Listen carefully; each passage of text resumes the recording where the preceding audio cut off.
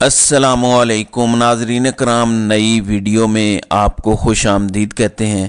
پنجاب بھر میں دفعہ 144 12 فروری تک نافذ کر دی گئی ہے۔ وفاقی کابینہ نے فوج بھی طلب کر لی ہے اور یوں اب الیکشن تک پاکستان کے اندر فوج تعینات رہے گی۔ لیکن اس ساری صورتحال کے دوران لیفٹیننٹ جنرل ندیم انجم، موجودہ DGISI لاہور میں، انہوں نے 200 کے قریب سٹوڈنٹس اور اساتذہ کے ساتھ 3.5 گھنٹے کا ایک سیشن کیا ہے۔ اس سیشن میں مسلسل عمران خان زندہ باد، وزیر اعظم عمران خان کے نعرے لگتے رہے۔ جیسے ہی جنرل ندیم انجم اپنی تقریر میں عمران خان کا ذکر کرتے تھے یا عمران خان کا ذکر آ جاتا تھا، کیونکہ 3.5 گھنٹے کا یہ سیشن تھا، سوالات بھی ہوئے، اگرچہ موبائل اندر لے جانے کی اجازت نہیں تھی، کوئی ویلاگ ہو عمران خان کے بغیر ظاہر ہے نہیں ہو سکتا، ٹی وی پروگرام نہیں ہو سکتا، خواہ جیو ہو، ARY ہو، سما ہو، عمران خان کے بغیر کچھ نہیں ہو سکتا۔ آپ بانی چیئرمین کہیں، آپ جو بھی کہیں، پاکستان میں عمران خان کے بغیر کوئی گفتگو نہیں ہو سکتی۔ لہٰذا عمران خان کا ذکر تو ہوتا تھا، تو اس وقت اونچی آواز میں تالیاں لگتی تھیں عمران خان کا جب بھی ذکر آتا تھا، اور ساتھ ہی نعرے لگتے تھے کہ وزیر اعظم عمران خان۔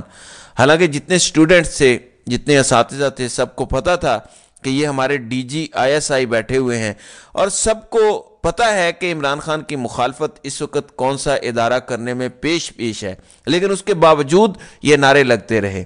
شاہد اسلم ایک سینئر صحافی ہیں، انہوں نے یہ ساری گفتگو رپورٹ کی ہے، اور انہوں نے اس بات کی تصدیق کی ہے کہ 3 گھنٹے کا سیشن تھا۔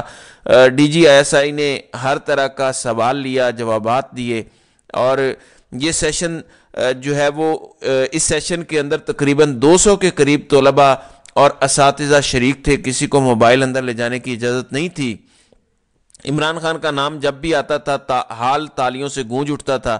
یہ شاہد اسلم اس کی تصدیق کر رہے ہیں۔ اس سے پہلے وہ بتاتے ہیں کہ DGISI جنرل ندیم انجم کا لاہور میں طلباء اور اساتذہ کے ساتھ سیشن ہوا، وہاں وزیر اعظم عمران خان کے نعرے لگے۔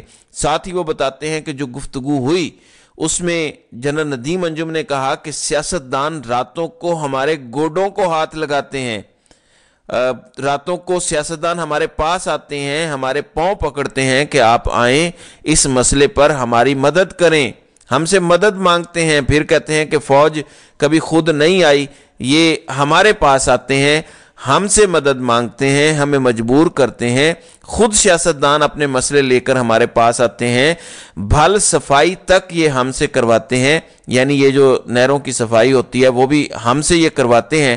تو جب سارے کام ہی ہم سے کرواتے ہیں تو پھر ہم سے آپ شکوہ کیوں کرتے ہیں؟ سیاستدان کسی کے خلاف سازش کرنی ہو، کسی کو ہٹانا ہو، کوئی کام کروانا ہو، ہمارے پاس آ جاتے ہیں، چھوٹا سیلاب آ جائے یا کوئی مسئلہ ہو جائے، نہریں تک صاف کرنی ہو تو ہم نے کرنی ہے۔ اپنا گورنمنٹ کا کوئی سسٹم ہی نہیں ہے، کوئی ادارہ ہی نہیں چلتا، ہر جگہ پہ مفت خورے ہیں، تو پھر ہم سے آپ شکوہ کیوں کرتے ہیں کہ آپ اختیار میں ہوتے ہیں، آپ پاور میں ہوتے ہیں، آپ پورے سسٹم کو کنٹرول کرتے ہیں؟ پھر انہوں نے کہا کہ بلوچ متاثرین جلد وہاں سے چلے جائیں گے، اور کل ڈاکٹر مہرنگ بلوچ نے دھرنا ختم کرنے کا اعلان بھی کیا۔ یہ جو پچھلے تقریباً 1 مہینے کا دھرنا تھا نیشنل پریس کلب اسلام آباد کے باہر، اس سے پہلے ہم نے دیکھا کہ اسلام آباد کے اندر اچانک تمام ادارے بند ہو گئے۔ انہوں نے کہا کہ تھریٹ الرٹ ہے، دہشت گردی ہو سکتی ہے۔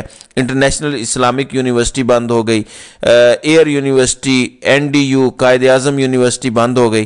تو ڈاکٹر مہرنگ بلوچ نے بھی اپنا دھرنا ختم کرنے کا اعلان کیا۔ تو DGISI نے کہا کہ بلوچ متاثرین بھی چلے جائیں گے، کیونکہ قائد اعظم میں بڑی طاقت ہے۔ قائد اعظم یعنی پیسہ۔ اب پتہ نہیں وہ پیسے لے کر واپس جا رہے ہیں یا یہ کیا اشارہ دینا چاہتے ہیں۔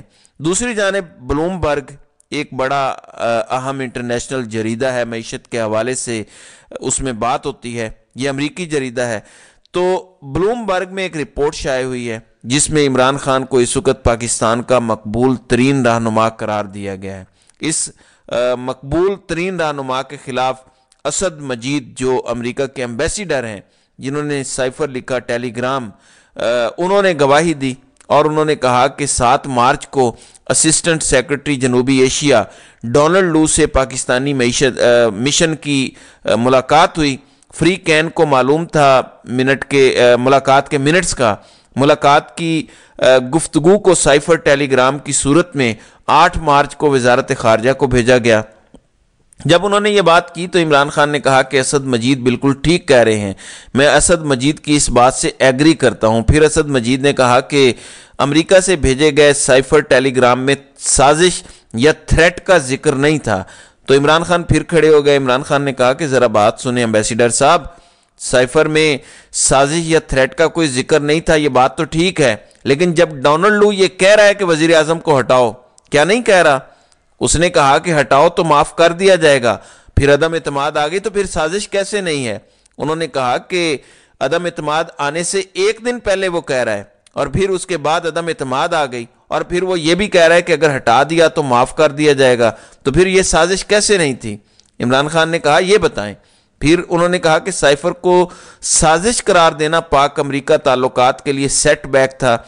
25 मार्च को नेशनल सिक्योरिटी कमेटी की मीटिंग भी हुई, मुझे बुलाया गया।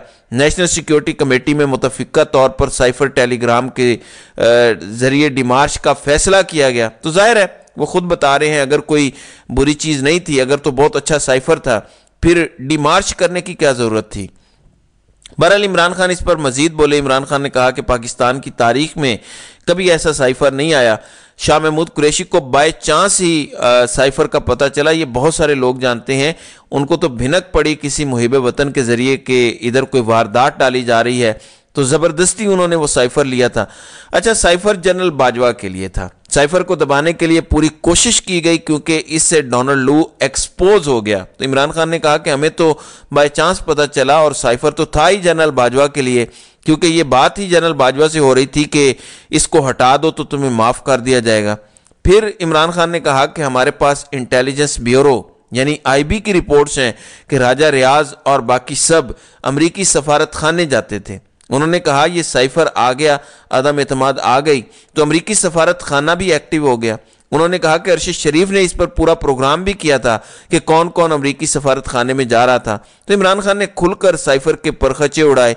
पहले ही सुप्रीम कोर्ट से ये केस फारिग हो चुका है, अब इसके अंदर दमखम तो है नहीं।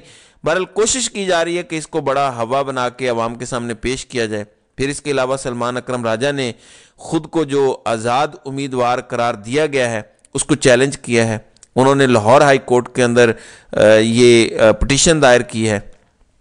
उन्होंने कहा कि सिर्फ इंतखाबी निशान वापस हुआ है हमारा, कोई हमारी पार्टी ख़त्म नहीं हुई, लिहाजा हमें आज़ाद ना लिखा जाए, हमें PTI का उम्मीदवार कंसीडर किया जाए। फिर पंजाब भर में दफ़ा 144 नाफिज हो चुकी है, ये मैं आपको बता चुका हूँ। फिर इमरान खान के लिए खुशखबरी आई कि लाहौर हाई कोर्ट ने 9 मई से मुतल्लिक इमरान खान की 7 जमानतें 7 मुकदमात में बहाल कर दी हैं, उस पर फैसला जारी हुआ है। अदालत ने इमरान खान के 9 मई के 7 मुकदमात में अबूरी जमानतें बहाल की हैं। जस्टिस आलिया नीलम की सरबराही में 2 रुकनी बेंच ने महफूज फैसला सुनाया और इमरान खान के खिलाफ इंसदाद दहशत गर्दी की खुसूसी अदालत ने जो मुकदमात बनाए थे, अबूरी जमानतें अदम पैरवी पर खारिज की थी, उनको दोबारा बहाल कर दिया है। दूसरी जानिब आम इंतखाबात के लिए 2,77,000 फौजी एहलकार मांगे गए हैं और आज वफाकी काबीना ने उनकी मंजूरी दे दी है, तलब कर लिया है आइन के आर्टिकल 45 के तहत। आज पूरे मुल्क में फ़ौज तैनात हो चुकी है। फिर इमरान खान ने जेल में चौधरी निसार अली खान के हवाले से भी बात की। उन्होंने कहा कि चौधरी निसार 50 साल पुराना दोस्त है। चौधरी निसार को अप्रैल 2018 में PTI में शमूलियत की दावत दी थी, लेकिन चौधरी निसार फिर चौधरी निसार है। अगर वो हमारे साथ इल्हाक की बात करेगा तो वीगो डाला पहुंच जाएगा। लाहौर के अंदर कल नाज़रीन कराम नून लीग की भी रैली थी। मरियम नवाज़ और नवाज शरीफ के साथ 200-300 और कारकुनान भी नहीं थे जो पूरे लाहौर के अंदर चक्कर लगा रहे थे, जबकि मीडिया रिपोर्ट कर रहा था कि बहुत बड़ी रैली है।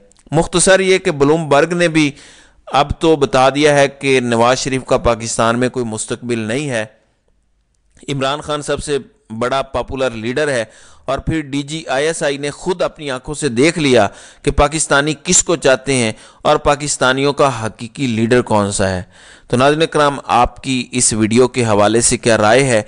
आप अपनी राय का इजहार कमेंट सेक्शन में ज़रूर कीजिएगा।